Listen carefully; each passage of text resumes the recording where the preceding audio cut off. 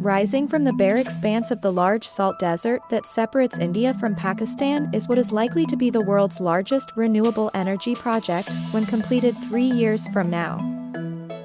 The solar and wind energy project will be so big that it will be visible from space, according to developers of what is called the Khavda Renewable Energy Park, named after the village nearest to the project site. At the site, thousands of laborers install pillars on which solar panels will be mounted. The pillars rise like perfectly aligned concrete cactuses that stretch as far as the eye can see. Other workers are building foundations for enormous wind turbines to be installed. They also are transporting construction material, building substations, and laying wires for miles. When completed, the project will be about as large as Singapore, spreading out over 726 square kilometers, 280 square miles.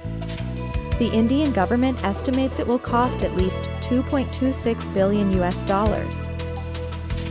What makes this heavy industrial activity peculiar is that it is taking place in the middle of the Rann of Kutch in western India's Gujarat state.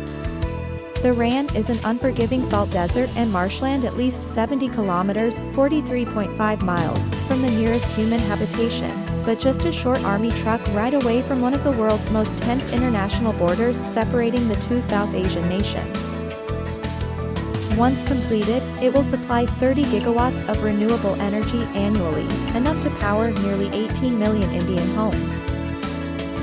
As India aims to install 500 gigawatts of clean energy by the end of the decade and to reach net zero emissions by 2070, this project site is likely to contribute significantly to the world's most populous country's transition to producing energy from non-carbon spewing sources. As things stand, India is still mostly powered by fossil fuels, especially coal, which generate more than 70% of India's electricity. Renewable energy currently contributes about 10% of India's electricity needs. The country is also currently the third largest emitter of planet-warming gases, behind China and the United States.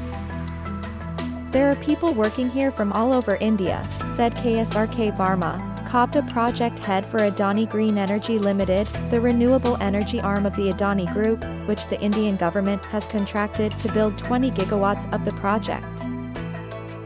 It's not at all an easy site to work at. There is no habitation, the land is marshy, there are a lot of high winds, rains, and this is a high earthquake-prone area, said Meet Jain, managing director of Adani Green at its headquarters in the city of Ahmedabad.